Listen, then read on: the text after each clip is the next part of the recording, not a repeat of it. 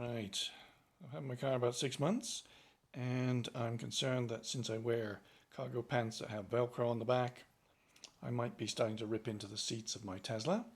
So I popped into our local store and picked up this box of 2 seat covers to try out. Cheap and cheerful, but it will effectively get my ass off the seat, and that will achieve 2 things. The Velcro won't grind into the fake leather, and my ass won't get stuck to the seat in hot weather, because these have cloth centers and sort of like PVC on the sides. Hopefully that'll stand up to the cold. We don't know yet. One thing at a time. They're cheap. I'm not too worried about them, and it will hopefully achieve the goal. When you're a time for money person, you try and make things work. Okay, there's the seat cover in its crumpled form. I've just moved my seat all the way forward. The seat is in its fully front and forward position. So now I got to get underneath and release the straps, because there's a piece of fake leather that goes underneath and is held in place right up underneath here. I'm not sure if I can show you. Yeah, there it is.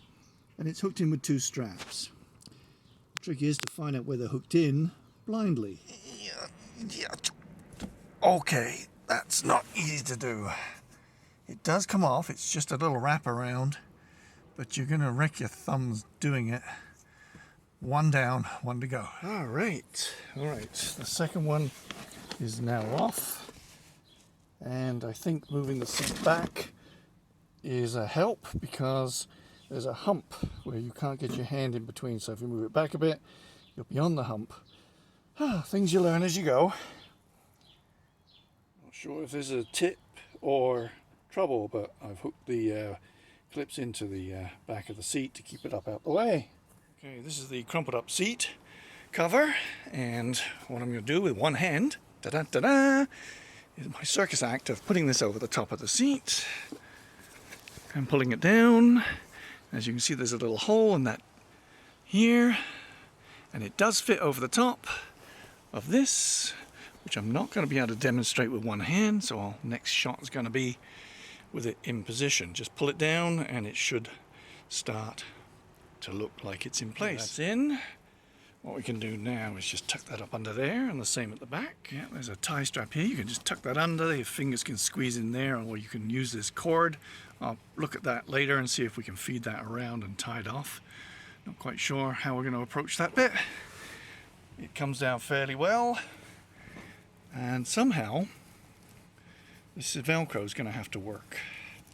I'm not sure it's going to.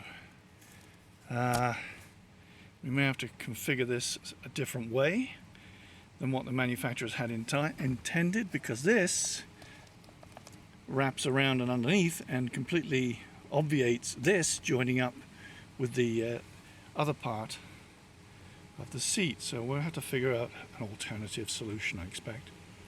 Yes, you can actually get this thing to go through from the front. You feed it through your one set of fingers, and as long as you've got some good side grip on your fingers, you can pull it through. Now just to tie it off, and we'll work on the bottom bit. Alright, pulled the hooks through by using some whippersnipper cord. Fed that through, and then put this on the end of it with some masking tape and pulled it through. Not fast, but it works. See, this particular seat cover has a sort of a wedge that goes through the thing. It's not going to be able to hook onto anything, but it has got some padding up along the top edge, which is thick and will stop it easily from popping back through between the seat back and the seat base. Now I've got to try and get the front hook. There's only 3 hooks on this thing. The one on this side I've hooked to a wire I found underneath by touch. Same on this one. Once I fed it through, I hooked it onto something in the middle, towards the middle, and so it's a bit of tension on it. I might adjust that later, but the one at the front is going to be the one to figure out, because there's no easy place to hook it into. So there's the front bit of the whippersnipper wire. I'm just going to feed that through above the axe, some sort of base here, and we'll feed it through, and then go to the back and see if we can pull it through. I can tell you there's a lot of touch and feel goes on with this job. I can see if I can feel that piece of... Nope, I can't feel it that way. Turn my hand round. See if I can feel it this way. Nope. So it didn't come through the way I thought it had. So try again. The other thing is, don't be so miserly like me and cut yourself a longer piece of whippersnipper so you can see it out the other side before you run out of a piece. Let's see what we got. Yep, I think we found it this time. There we go. Got it. And now see what we can do with the other end.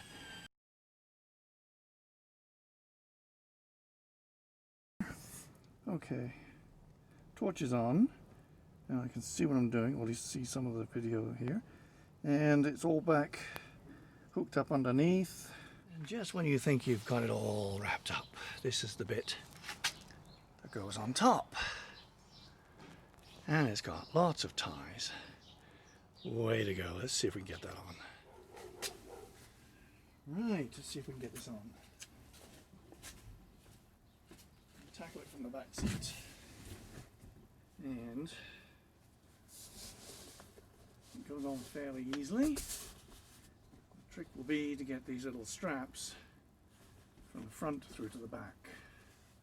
So we tuck it up under there, put our fingers through the back, and see if we can reach in and grab it.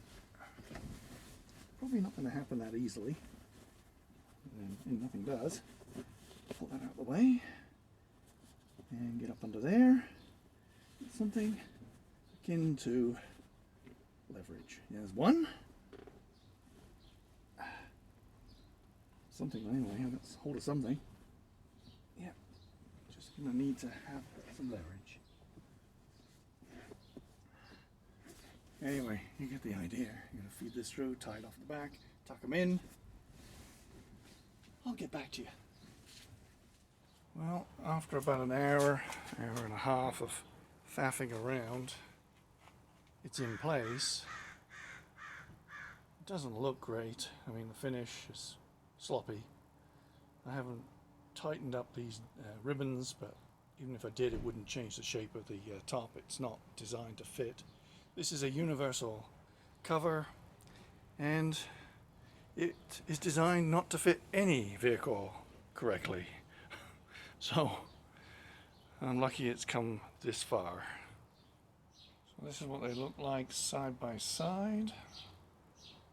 And I mean, if you're like me, I could probably live with it.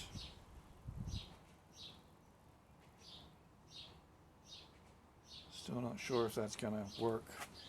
It's not clipped in sufficiently on the far side there.